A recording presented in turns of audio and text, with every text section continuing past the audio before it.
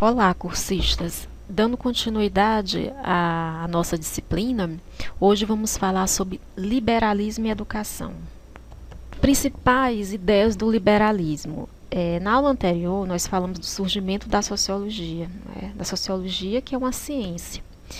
E o surgimento da sociologia como ciência implicou a influência de muitas concepções teóricas, filosóficas e filosófico-político, dentre elas o liberalismo. As principais características do liberalismo são liberdade individual, igualitarismo de direitos, contratualismo, a ideia de contrato. A sociedade civil tem um contrato com o Estado. O que implica esse contrato? Execução de direitos e deveres de ambas as partes, ou seja, direitos e deveres tanto do Estado quanto da sociedade civil. Concepção de cidadania como intitulação de direitos, não intervenção do Estado, limitação do poder político, livre mercado, ordem espontânea, no caso, neutralidade do Estado e representação política. Qual seria a concepção de liberdade individual pregada pelo liberalismo? Os indivíduos serão livres se forem deixados para si a escolha das suas decisões, definidas e decididas num campo não arbitrário de interferência. A relação entre a lei e a liberdade é externa, pois a primeira não promove a última. Ela é apenas um instrumento de proteção da liberdade como direito fundamental. O princípio fundamental que rege o liberalismo é qual? É o indivíduo. Este indivíduo, quando se associa a outros indivíduos, passa a viver em sociedade, ou seja, a ideia da consciência coletiva, e a liberdade torna-se seu bem supremo, tendo preponderância sobre qualquer outro bem que possa ser imaginado. Mas o que vence essa liberdade? Essa liberdade é a autonomia de pensamentos. Essa autonomia de pensamentos está diretamente ligada à razão, à valorização da razão, da ciência, da democracia e da política. A propriedade privada é um corolário do liberalismo na área econômica. O liberalismo, ele defendia a propriedade privada. A concepção de cidadania do ideário liberalista, a cidadania como intitulação de direitos. O cidadão, ele é designado pelo seu status de pertencimento ao Estado, como indivíduo portador de direitos anteriores à esfera política. A cidadania é um meio pelo qual o indivíduo faz valer esses bens jurídicos e a sua condição de titular dos mesmos, sobretudo frente ao Estado. O indivíduo passa a usufruir direitos na sua condição de homem, o qual tem a proteção dos direitos naturais ou morais. Qual seria o papel desse Estado no liberalismo? Sua função primordial é garantir a existência, a inviolabilidade do espaço privado. O melhor Estado é o Estado mínimo, que o liberalismo ele defende esse Estado mínimo, que mais tarde será chamado de Estado de bem-estar social. Esse Estado de bem-estar social é aquilo que a gente estuda no neoliberalismo, que é o novo liberalismo. O que vinha a ser os ideais desse novo liberalismo? Pautados no liberalismo. É a valorização da privatização. Deve-se abster de toda e qualquer tentativa de atuar diretamente na economia. Não cabe ao Estado planejar, operar, regular ou fiscalizar atividades relacionadas à prestação de serviços de saúde, de educação, de seguridade, etc. As chamadas políticas públicas. Isso fica a cargo da sociedade civil organizada, em forma de instituições, em forma de secretarias. Secretaria da Educação, Ministério da Educação, Secretaria de Saúde. Deve prover segurança, sim, função judicial, policial e militar, e legislar nada mais. O Estado, ele defendia aqui a propriedade privada, mas ele tinha os seus direitos e seus deveres, e esses deveres necessitariam ser assegurados. Bem no final do slide temos o princípio do laissez-faire, uma expressão francesa que significa deixa fazer. Implicações básicas do liberalismo. Quando aplicado à área política, o liberalismo sustenta a tese de que o melhor Estado é o que menos governa e, portanto, um Estado menor é melhor do que um Estado maior, respeitadas as funções básicas do chamado Estado mínimo. Como esse liberalismo, na prática da área econômica, ele atua e como ele é representado Quando aplicado à área econômica, o liberalismo sustenta a tese de que a livre iniciativa das pessoas no atendimento de suas necessidades básicas, principalmente na busca de seus interesses, é o melhor regulador da atividade econômica. O Estado deve se abster de se envolver na produção e distribuição de riquezas, ou mesmo na regulamentação do processo. Quando é aplicado à área social, o liberalismo sustenta a tese de que é a livre iniciativa privada que deve prover com exclusividade os serviços. Já na área educacional, a área em que estamos diretamente inseridos ou indiretamente inseridos, como alguns colegas aqui cursistas fazem parte da instituição escola. Quando aplicada à área educacional, o liberalismo sustenta as seguintes teses. É a iniciativa privada que deve prover serviços e, eventualmente, bens na área da educação. Esse provimento deve ser cobrado daqueles que dele vão se beneficiar, sendo um contrassenso a noção de que a educação deve ser gratuita. Ninguém deve ser obrigado a buscar esse bem, tese que tem como corolário a não obrigatoriedade da educação. Liberalismo e educação.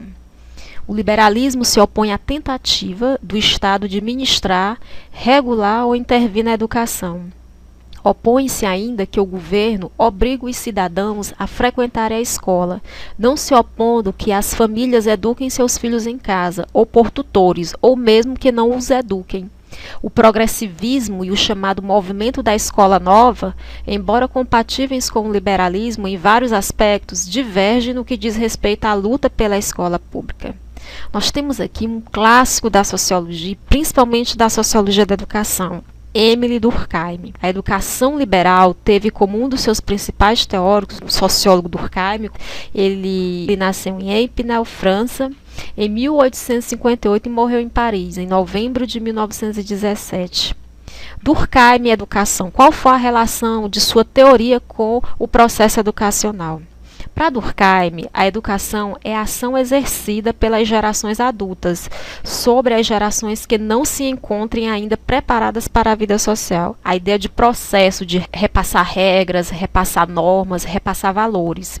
Tem por objetivo suscitar e desenvolver na criança certo número de estados físicos, intelectuais e morais reclamados pela sociedade política, no seu conjunto e pelo meio especial a que a criança particularmente se destine. No caso, aqui é a escola. A família, que é essa instituição social que Durkheim tanto valoriza. Na família que se começam essas primeiras regras, essas primeiras normas sociais para que esse indivíduo, ou seja, a criança futuramente seja inserido total e plenamente na sociedade, ou seja, que ele aprenda a viver em sociedade. Temos aqui algumas citações. A educação consiste numa socialização metódica das novas gerações. O que é esse conceito de socialização? Socialização, de uma maneira bem direta, um conceito bem seminal, socialização significa o quê? Aprender a viver e a conviver em sociedade.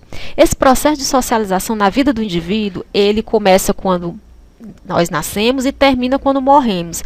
A todo instante, a todo momento, nós estamos sendo socializados, nós estamos sendo preparados para conviver em diversos grupos sociais. E quais são esses diversos grupos sociais? A família, a escola, o Estado, a religião.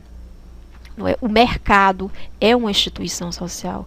Nós estamos a todo tempo nos socializando de acordo também com a nossa etapa de vida. Nós somos socializados para a vida, para a morte, nós somos socializados para o casamento, nós somos socializados para entrar no mercado de trabalho. Ou seja, socialização significa aprender a viver em sociedade. Um conceito assim bem objetivo, bem direto.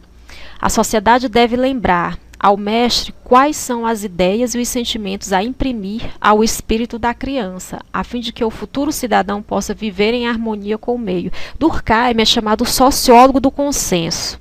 Por que o sociólogo do consenso? Porque toda a sua teoria ela vai girar em torno da busca pela harmonia social.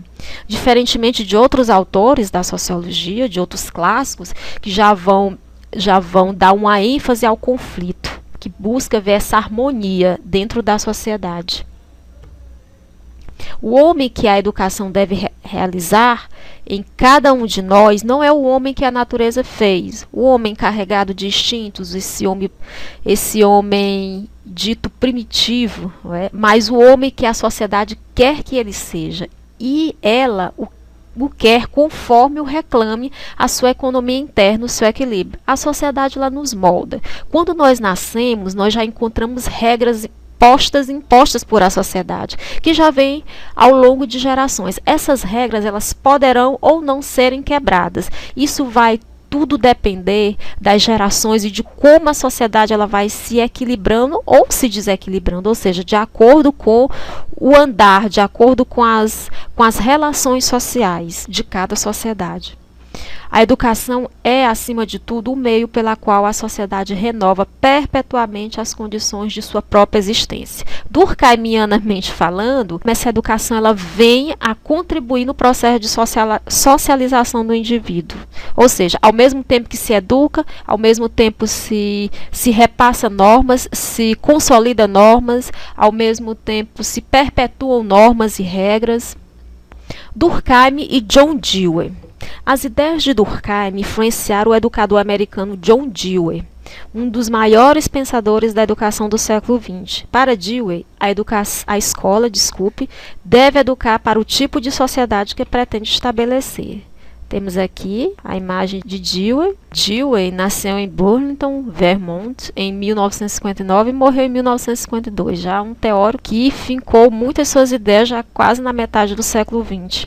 A partir do final de 1890, Dewey começou a afastar-se da sua visão idealista neo-hegeliana e a adotar uma nova posição, que veio a ser conhecida mais tarde como pragmatismos.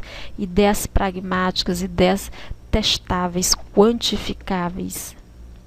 A escola deve assumir a feição de uma comunidade miniatura, ensinando situações de comunicação de umas a outras pessoas, de cooperação entre elas e ainda estar conectada com a vida social em geral, com o trabalho de todas as demais instituições, a família, os centros de recreação e trabalho, as organizações da vida cívica, religiosa, econômica e política. A sociedade é democrática quando prepara todos os seus membros para, com igualdade, quinhoarem de seus benefícios, ou seja, se apropriarem desses benefícios, e em que assegura o maleável reajustamento de suas instituições. Instituições essas, como eu falei em slides anteriores, o Estado, a escola, o exército, o próprio mercado, o mercado econômico, por meio da interação. O que significa interação? Interação significa uma liga, uma forma de unir as instituições sociais. Essa liga, que é chamada de interação, é representada pelas relações sociais, a maneira como os indivíduos se relacionam entre si e com o coletivo. Que é esse coletivo? A sociedade, representada por todas as instituições sociais, das diversas formas da vida associada.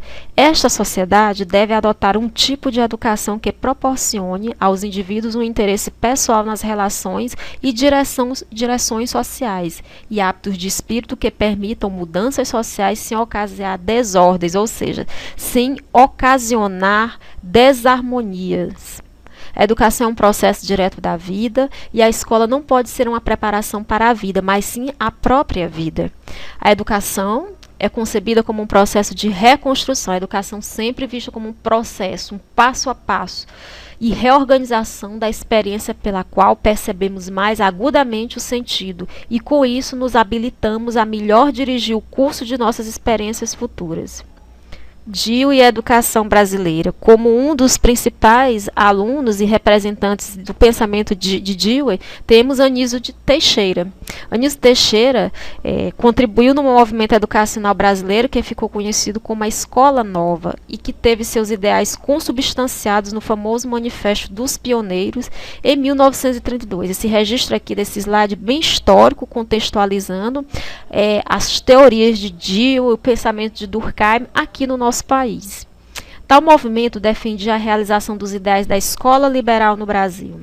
No Brasil, a visão liberal de educação predominou no período entre as décadas de 1920 a 1960. Tivemos aí 40 anos de predominância dessa visão. Ficou conhecida como pedagogia do consenso ou otimismo pedagógico. Lembram quando eu falei que Durkheim, que influenciou Dewey, era chamado sociólogo do consenso? Sempre nessas teorias, a ideia de harmonia, de moral, de valores e costumes estarão sempre muito presentes, pois seus seguidores acreditavam que a escola tem a função não só de contribuir para melhorar a sociedade, como também de harmonizar os conflitos sociais. Características do funcionalismo. Esse funcionalismo também, estudado por Emile Durkheim, contextualizado em suas teorias, significa o quê? Que tudo na sociedade tem uma função. Cada um de nós, indivíduos, nós pertencemos a várias instituições sociais, como família, escola e etc. E dentro dessas instituições nós temos papéis diferentes. Ao mesmo tempo que nós somos professores, pais, somos filhos, somos educadores, somos voluntários, nós temos vários papéis. Esses vários papéis significam várias funções. E cada função ela vai ter um resultado, ela vai ter uma consequência. Então, o funcionalismo também, de uma maneira, a partir de um conceito bem seminal, bem direto, ele vem ter essa ideia de função, de funcionamento. Nosso corpo, nosso organismo, nós temos vários órgãos e nós dependemos de cada um deles para viver. Por quê? Porque cada um deles tem uma função. Essa ideia de funcionalismo vocês podem estar associando com uma ideia de corpo humano, o corpo como a sociedade e os órgãos como as instituições sociais. Um exemplo assim bem prático do nosso dia a dia, não é? Pois bem, características do funcionalismo.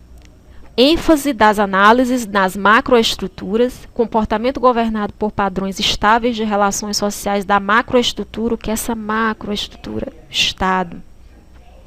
Mostra como as estruturas sociais mantêm ou enfraquecem o equilíbrio social. Analisa como as partes da sociedade, as estruturas, se encaixam uma nas outras e como cada parte contribui para a estabilidade do todo pela sua função. Estruturas sociais baseiam-se principalmente em valores compartilhados, crenças e valores que mantêm as pessoas unidas. Essa união entre as pessoas significa a interação, aquela liga que eu falei no slide anterior, a consolidação. As pessoas precisam estar coesas, ou seja, as pessoas precisam estar unidas, compartilhando suas funções, mesmo que diferenciadas, mesmo que diferentes, mas cada um fazendo e executando o seu papel para que a sociedade funcione, para que a sociedade dê certo. Segundo as teorias, segundo a concepção.